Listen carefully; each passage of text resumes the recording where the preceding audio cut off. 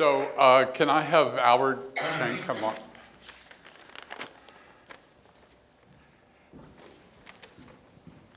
A lot of you probably know Albert, but he's the executive vice president of the Disney ABC TV group.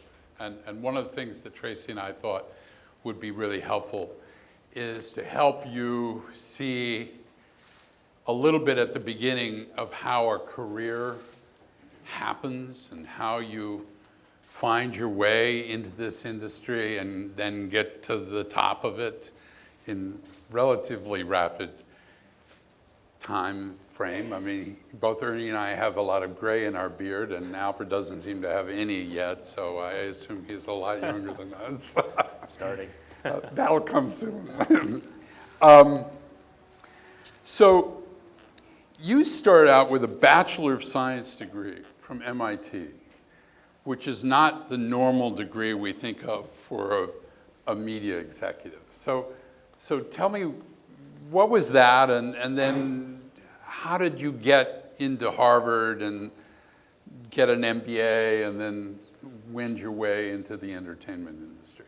Yeah, I think for me it was very, like anybody, as you're sort of growing up, you're trying to find your way in life and discover what you want to do, what gets you up in the morning, where do you think you can actually add value, and where do you see yourself, working in a career. And to be completely honest, I had absolutely no clue what I wanted to do, even when I applied to college. MIT, of all things, so just a little background, MIT was a place where I think my parents and my dad specifically, he went to MIT, but it was the last place he wanted me to go. And part of it was because it was the worst time of his life when he went to MIT. But I had so many interests growing up that MIT was one of those options where it forced me to focus on one thing. And I knew that if I went to two other colleges that I had gotten into, that I would be too distracted, and it would probably have taken me 4 or 5 years, 6 years to graduate, because there would be too many things I wanted to learn. So in many ways, MIT was one of those places that definitely forced me to learn. Actually, my interests were far beyond just engineering. So I got there and realized that I was completely outclassed by every single person that got here. And really just figured out how to survive. So, I have MIT folks come in and tell me, oh, what do you think of your experience? It was literally a survival course for 4 years. And kind of a big discovery for me in terms of, well, what did I want to get out of the experience if I didn't want to become an engineer? And probably around the second or third year, I was pretty determined that I was not going to be a career engineer. Because it was enjoyable, but it was only to a certain point. So I tried to take as much out of that experience, and that was all around problem solving. And there's one thing that you learn when you are in an environment where everyone is an engineer. It is a culture of problem solving, regardless of what it is. It's always about getting to that, problem set and getting to the answer. But I still didn't know what I was going to do. 4 years, spent all this time with all my parents' money, and I had no clue what I wanted to do. I thought I wanted to go to law school, took a couple of LSATs, did horribly on them, and said that was probably not what I should be doing.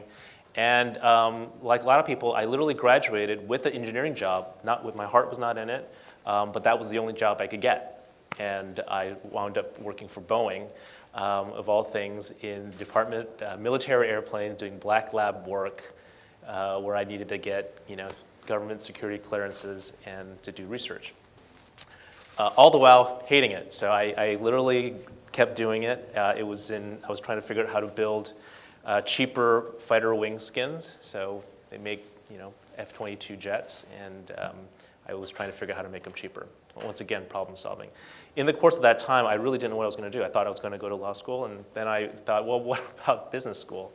It was sort of all the graduates, you could have, knock them all out and go, maybe I'll do business school. I had no idea. I'd never taken a management class at MIT. I had friends that did. And really just, and I applied to Harvard Business School, primarily because it had no standardized test at the time. I only applied to one school. And part of it was just sort of the shock. I've gone through wars of the LSAT, and it was just it left such a horrible taste in my mouth that I thought, I can't go through that again and go through another Kaplan preparation course. So I literally applied to Harvard without taking a GMAT, and hoped and prayed that 6 months of work and maybe some recommendations from MIT would actually get me in. And it did. I was lucky. At MIT, I did a lot of extracurricular activity, and for some reason, the admissions office felt that it was enough to kind of demonstrate that I could potentially be a viable candidate. And the interesting thing was that Harvard at the time didn't admit me to the class the next year. They actually gave me a deferred admission. So they wanted me to work 2 more years.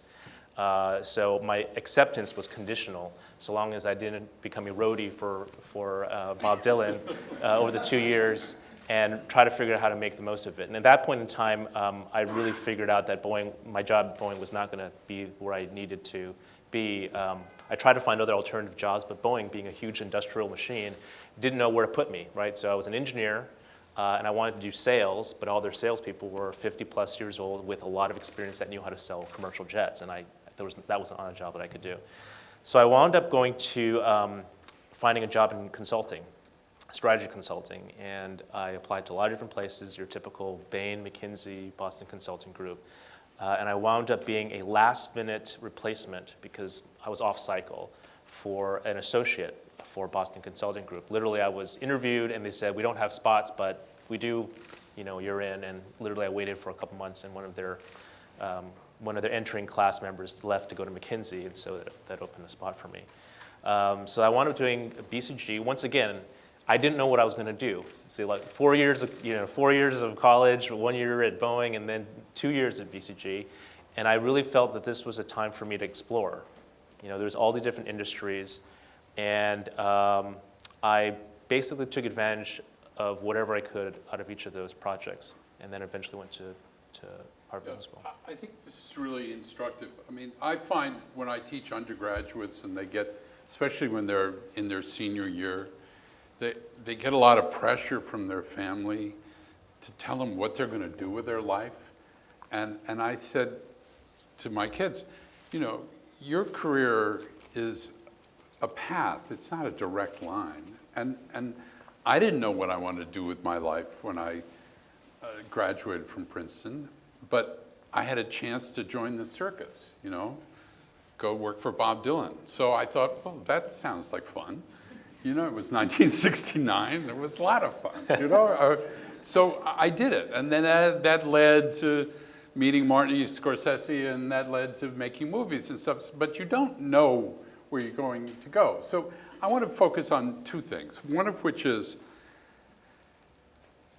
25 years ago, the idea that someone had a computer science or an engineering degree wouldn't normally be associated with the entertainment and media sector. But today, when we go around and meet with the companies that work with the Innovation Lab, the role of data and analytics, engineering, making websites, all of that is becoming much more prominent. And Ernie and I were with a president over at Warner Brothers last week, and he said, the ideal candidate is somebody who has a kind of some knowledge of computer science and some knowledge of business and some knowledge of the humanities. I guess is part of what Ernie's talking about the third space. So were you able to pull on the fact that you had these various things? Yeah. Disciplines? I think part of at least part of the job that I've done every day in the job that I got, for some reason, my current boss had some crazy idea to pick me for this role. But when I look back at it, it definitely does touch on everything that I've learned. Now, not to the exact part of it, right? So, for example, people think, oh, geez, if I'm going to need to do this job, I'm going to need to know how to code, in JavaScript or whatever. I mean, you really actually don't. Like, I haven't coded in 20 plus years, right. And everyone that works for me actually has far better programming skills than I do. But I think what I'm able to do is to at least understand, because I came from that world, that I do understand, one, there's a language that engineers do talk. There is a general sense of problem solving, as I said, problem solving in today's world, and whether it's media entertainment or any other industry, I think the same issue here can be applied to any industry, which is when we're starting to get into this new age of past, the industrial age and past, the information age, and now we're sort of, I think, in the innovation age. You do need to figure out how to synthesize a lot of different aspects of the marketplace and then turn that data into something that's actionable. And so I don't know a lot about technology, but I do know in some sense that the way we approach technology and how we build products has an impact on the business. So that's where I pull from the business side. In order for businesses to grow, you have to know how to scale your business. How do you make sure that you are delivering value to consumers at scale and innovate? And the technology does play into that, because if you're building a technical product, you have to understand that the way you approach building a product has very much an impact on your business model. So pulling all that stuff together, you do have to look at this from a very high viewpoint and say, okay, I don't need to know how to code, but I do need to know that there's an engineering group that's working, and I have to ask them how they're approaching it. Are we building a product where 2 years from now you have to rewrite everything again? How do we look at all of this stuff? So from a technical aspect, so basically when I first started my job in 2006, I literally did a sweep of, well, how are we building product? And it became very apparent that we were building technology product very much in the same way that big, huge IT projects are done, like massive, hard-coded, hardwired things. And you were basically seeing in Silicon Valley startups just growing like crazy. Instagram. Yeah, with just 2 or 3 people. And you're like, how does that happen? And you realize that the whole approach to technology was very different. And it wasn't until 2008 where I brought my senior team. We went to Silicon Valley, talked to a lot of the technology companies, and realized we're doing this all wrong. And so we literally went back to Disney and ripped everything out, and our goal was to be modular, API-driven, completely flexible, and looking at everything based off of server-side delivery in the cloud. Right? That was sort of way back in 2007 that we wanted to go through with video delivery and all of our services. So that is really kind of recognizing that. And then the business side, well, how does that, that's how we're going to grow the business, because we're going to keep our costs low and our overhead low. And then we can be really nimble to create new products very quickly. So this comes on something we deal with in the lab all the time, which is the notion of your recognizing that your approach to building a product was a total failure and being willing to cop to that. I mean, one of the things I say to Ernie is colleges aren't very good at teaching people it's okay to fail. But in Silicon Valley and in Kay's work, I mean, at Facebook, they've got big signs, saying it's okay to fail, but fail harder and fail faster, and then go on. And so is that a cultural skill that needs to be taught to people? Yes. It has to be taught. It has to be supported by senior management, and it also has to be enforced. So one of the things I always talk about is let's not get into big company disease, which is get too big to the point that we start getting our hearts so invested in things that we've done that we can't let them go. So going back to the same engineering group, we have a total of about 10 people in total that drive all of our video. So those of you who experience our apps, just 10 guys. And we've rebuilt our video platform, I think 3 or 4 or 5 times already. And part of that is we just incrementally build. Not working, scrap it. These guys are not wed to their technology. Right. If it doesn't work, they dump it and they restart all over again.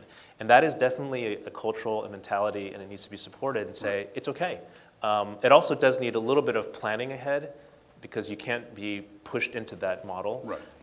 And so that's probably where I kind of at least feel like I've added some value and said, here's where we need to be in 2000 whatever. We have no idea when this was. I think we are where we are at now. But let's work backwards and do little things at a time. So your first jobs once you left consulting were in sports, right?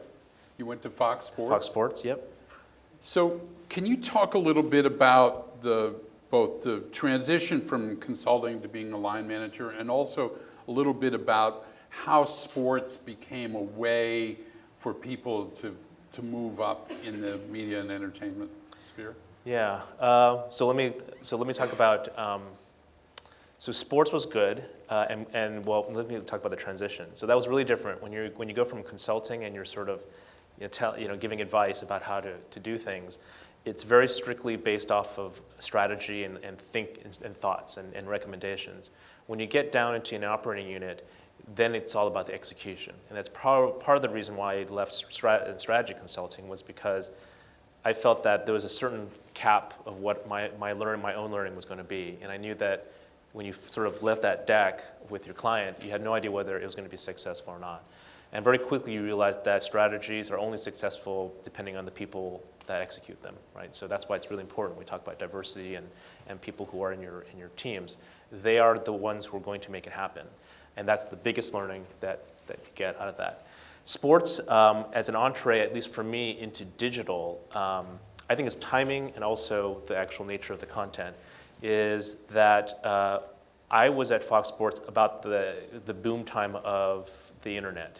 And it was rights, negotiating for regional sports rights was tough, right? Because you kind of go, well, can the MLB go, at the time when we were negotiating these deals for regional sports networks, I kept saying, hey, there's this thing called the internet to my boss. And he's like, oh, don't worry about the internet. It's not a big thing. I said, and at the time you couldn't deliver video, so no one really cared.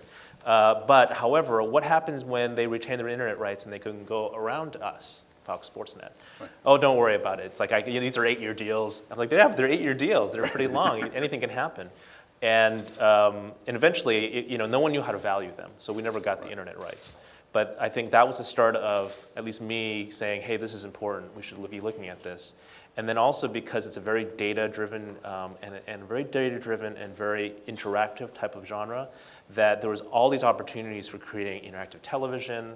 I was on a team that I think created, I don't know how far it went because I left after we launched it, but Fox Enhanced Sports or TV, where you could click on your favorite fantasy league on the television screen. So that definitely lent itself to some pretty interesting, cool stuff. And ESPN obviously has been leading that charge a lot for sports world.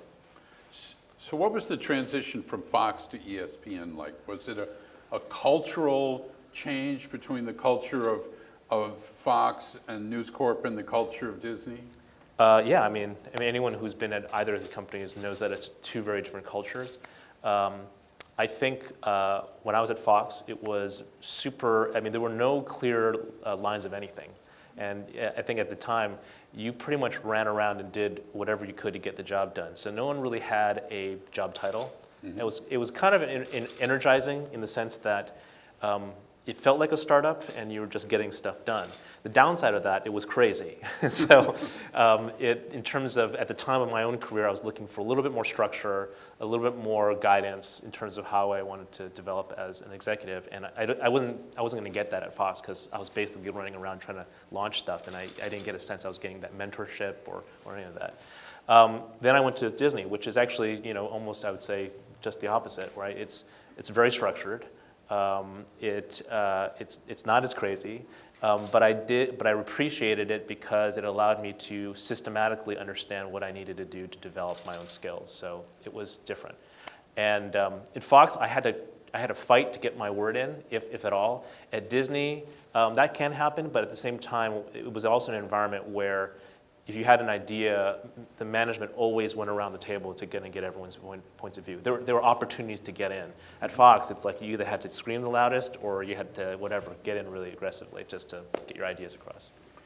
So let's take up one of Ernie's challenges. So in the sense of sports obviously seems to be a place where diversity, both in terms of management, certainly looking at the basketball playoffs, you see the coaches, certainly the players, but also the on-camera talent, all that.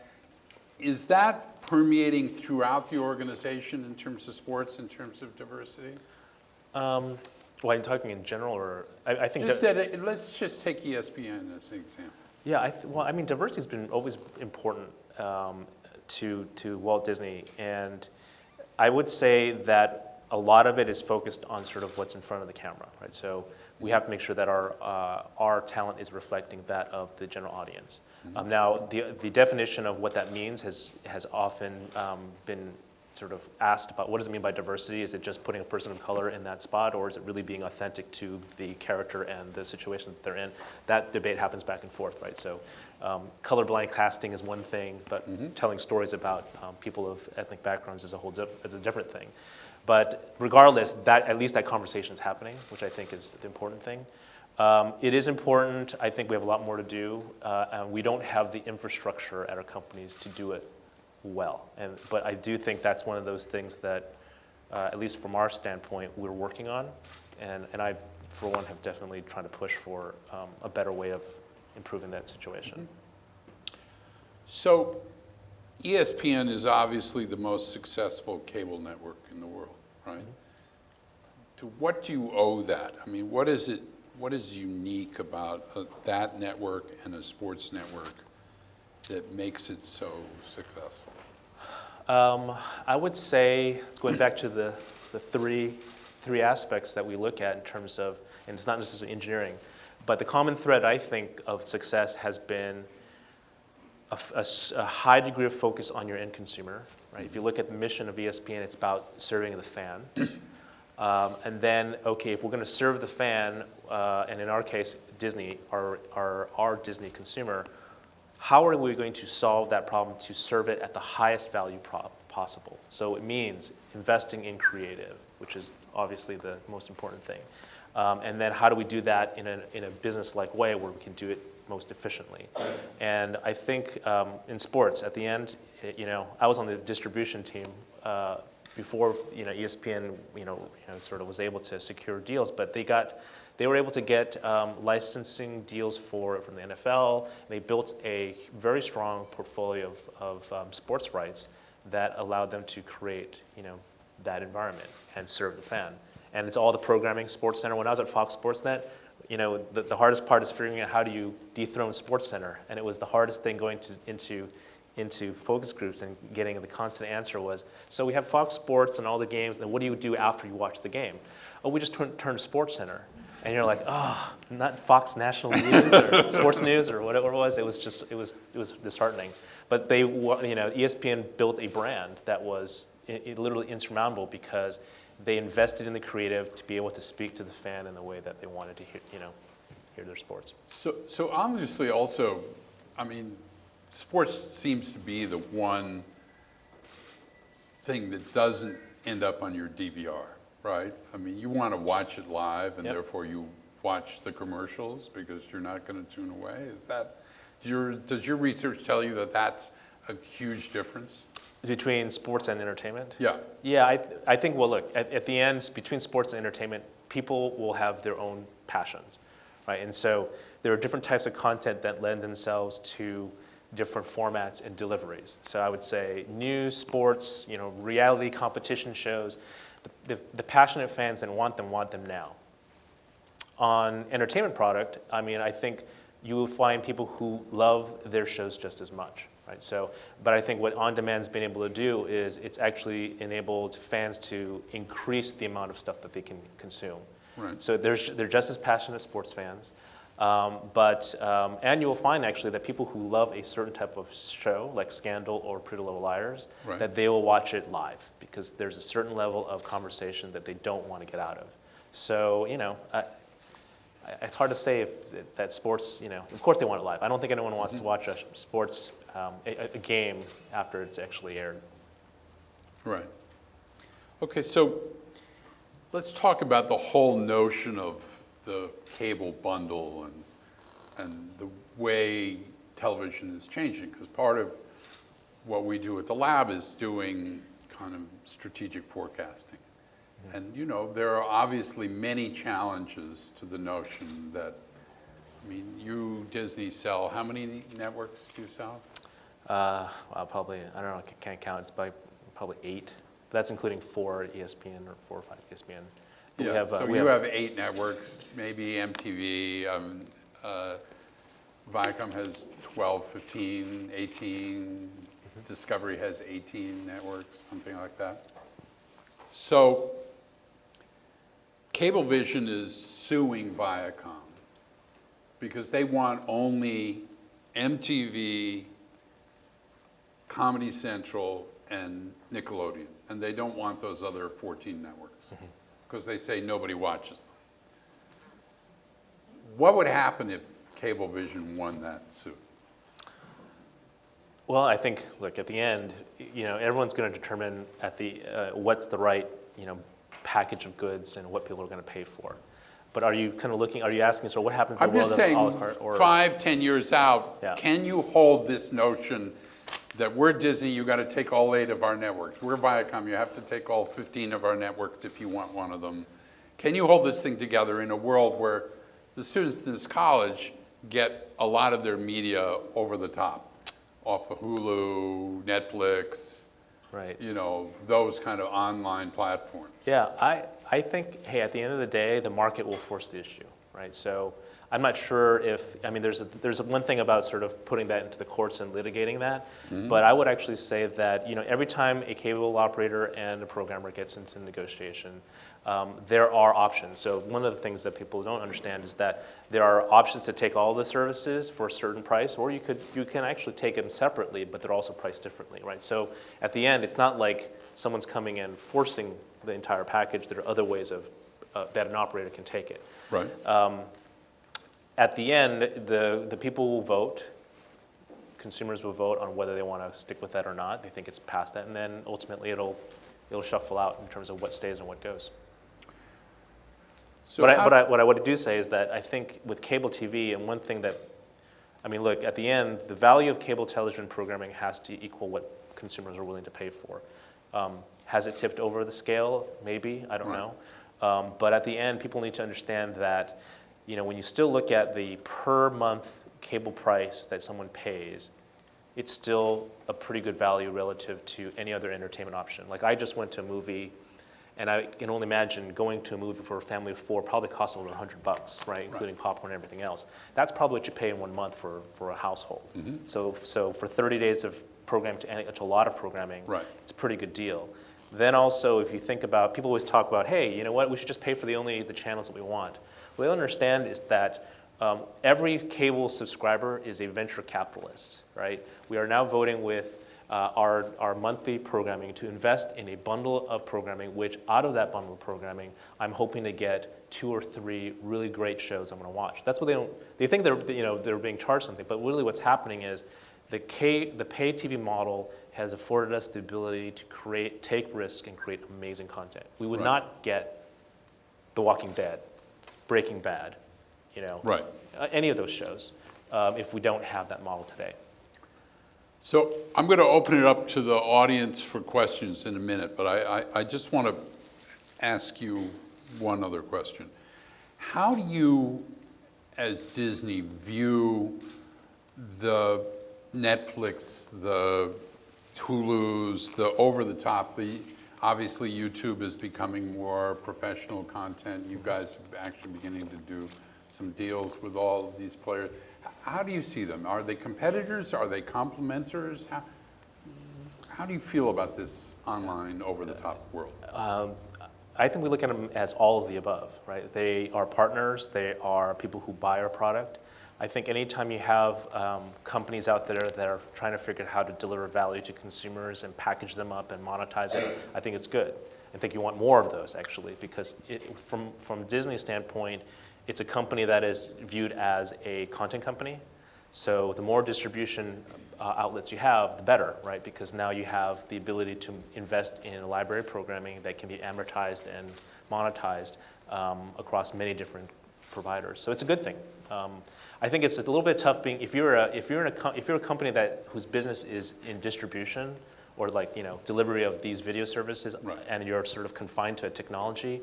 I think this is where the pain starts to begin, right? Because consumers are choosing different ways technologically to receive their services. So that's where I see a lot of the pain points. But as a content provider and a content engine, it's actually a good thing where more people are getting this space. Great. So does anybody? We have a few minutes. Yeah, in the back there. Yeah.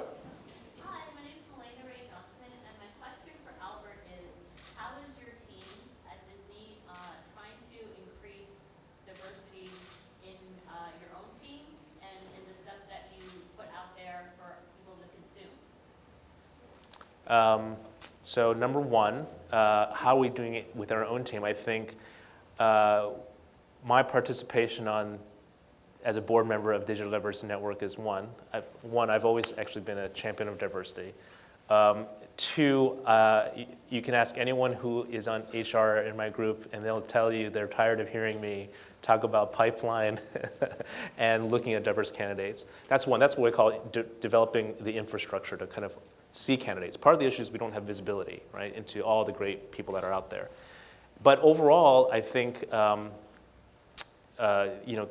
Disney as a company has processes in which we ensure that we are making sure that we are looking at every possible candidate that we can, and we don't. Everyone has that obligation that we need to at least interview a person of color, or our gender balance is right. So that's something that we take on as our own commitment, and that's kind of how we look at it. Hopefully, as you start going to a lot of events around this area, you'll see some people that work on my team that are attending these events. Their goal is to get to know people who are out there in the industry. What was your second question? About the content? Yeah. Our team isn't as much focused on the content. With a few exceptions, I think our team drives a lot of the Oscar backstage pass. And we pay a lot of attention to who's in front of the camera. We kind of rely on the broader TV group from a content standpoint. But when we look at our products, with my team's products, like the apps and that sort of thing, we always do research, and we're making sure that we are looking at a pretty broad set of our consumer base to make sure that we're hitting their need. But you are also the biggest supporter of Shonda Rhimes and all of what she does. Right? Yeah. She's great. I mean, she's really good. Shonda and Marlene King for Pretty Little Liars. These are two showrunners that the reason why they're successful in Twitter is because they use it themselves. Right. That's one of the things that you have to, those who are not great at digital in the show space don't really use digital stuff. Right. I mean, they're very uncomfortable with it. They look at it as something foreign and alien. Right. But those that embrace it actually do a really good job of interacting with the medium. Okay, here. Hi, I actually participated in a class that I took at UCLA with John Rhodes, and I believe it was the first year you guys were coming out with your player, and kind of beta testing. So I was interested to hear you say how many different versions you've already gone through.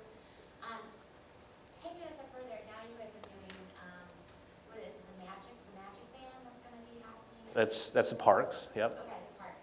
Is there any thought in taking, like you said, API and taking that data because they're obviously going to have a unique experience, being able to capture that, put it into your pipeline, and then be able to build custom content?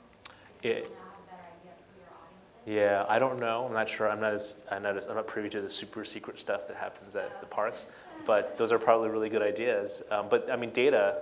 I mean, Jonathan and I are talking about data. Yeah. Data is the area that I think is sort of the next act of digital media. I look at we're coming to the end of the first act, folks, which is the distribution of product through multiple screens. I looked at Watch ABC as, boom, that was the final milestone in sort of this multi-year plan that we had going back 6 years ago. Now we're in this phase of expanding that. But I do think the next phase is looking at how do we take data and really drive a better, more relevant, and helpful experience to the end user. And so we'll see what happens. I see Kay smiling. It's an opportunity. I can pick his brain in front of people. Yeah, what's the most interesting thing you've seen in the intersection of traditional media and digital in the last year? Inside your walls or out in the industry? Oh my God, Kay, you're just killing me. You're putting him on the spot. Yes. What is the most interesting thing? Or if you want another way to get it, Yeah. what's on your roadmap for stuff that if you can share, as much as you can share, that's coming down the pipe that you think, at one point it was co-viewing experiences. Yeah. What's next? So let me answer the first half of your question in a second. And this may be completely biased because I'm in the middle of it, to me, the most interesting thing is building a distribution platform that allows people to watch shows on any device. And the reason why I think it's so interesting is that our viewers demanded it and we want it, and we're seeing people flock to it. What Will I- they have to have a cable subscription to do that, or will you allow them to do that otherwise? I think right now the model is they need to have a cable subscription. But we've also played in many different spaces, and we have partners that do, Netflix and Hulu and a bunch of other things. The next thing that, and part of the reason why I say that's been interesting is because we're getting stories into people's hands when they want it.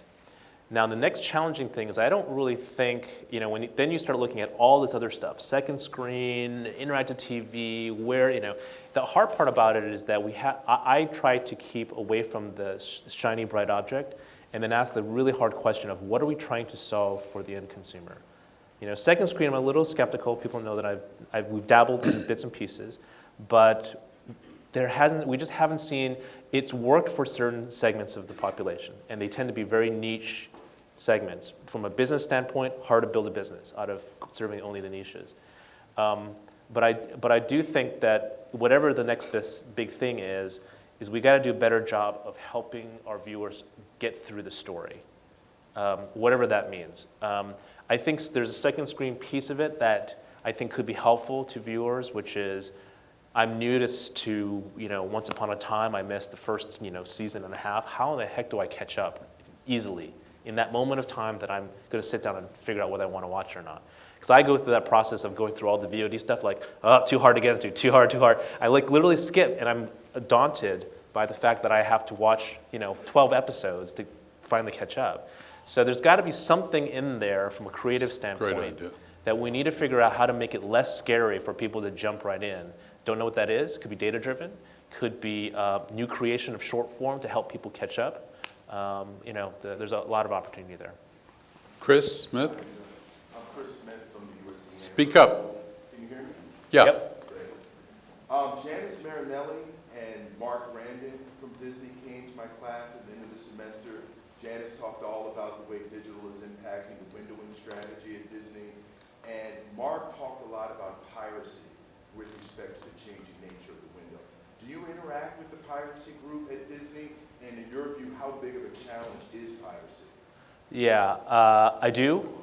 Usually in the form of, hey, someone's offering free what episode? At first it was free downloads, and now it's like free streaming, streaming in other places.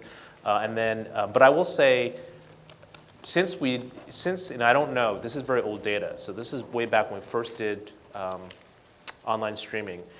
When you looked at the U.S. piracy rate relative to everywhere around the world, we were not impacted. Even based on the number of people we had broadband connections, we were under-indexing the amount of piracy because we were just aggressively putting TV shows the next day. Countries outside the U.S., high amounts of piracy because they had to wait for their window. So the window impacts is like you're seeing global releases. Everything's starting to shrink because we're trying to combat sort of this piracy around the world. So that's how piracy is changing.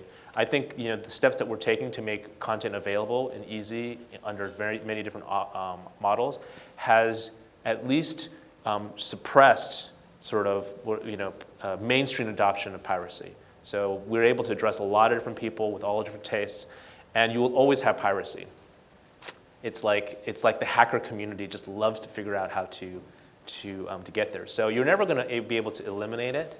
But I think you can offer to the broader set of the consumer base something that's viable and it's much more useful, and definitely not a virus because there's a lot of peer-to-peer networks that sort of send out like, ooh, Desperate Housewives episode 3, download it, it's a virus, and the next thing you know, your computer's been taken over.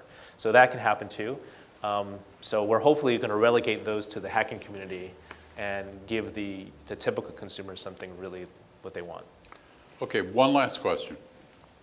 How does social media fit into your overall digital strategy right now? And how do you see that changing? Yeah, so social media plays two different roles. One primarily has often been used as a marketing tool, right? And what I would say, and so that's kind of where it's played.